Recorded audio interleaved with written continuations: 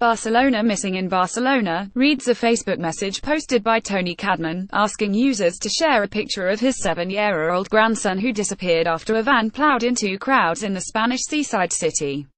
Please like and share, he writes above a photo of a smiling little boy wearing a green sweatshirt with the name of his nursery, whom he identifies as his grandson Julian Alessandro Cadman. We have found John, my daughter-in-law, and she is in a serious but stable condition in hospital, the post reads. Julian is 7 years old and was out with John when they were separated, due to the recent terrorist activity.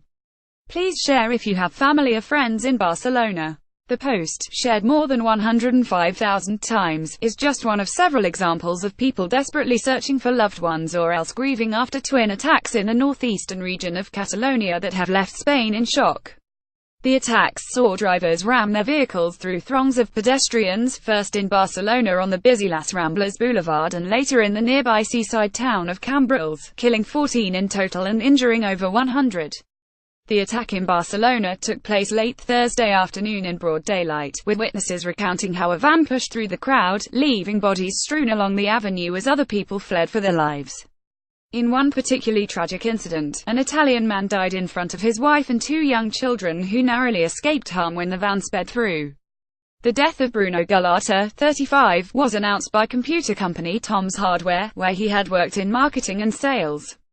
Italian media reported that Gularte had been holding his 5-year-old son's Alessandro's hand just before he was hit by the van.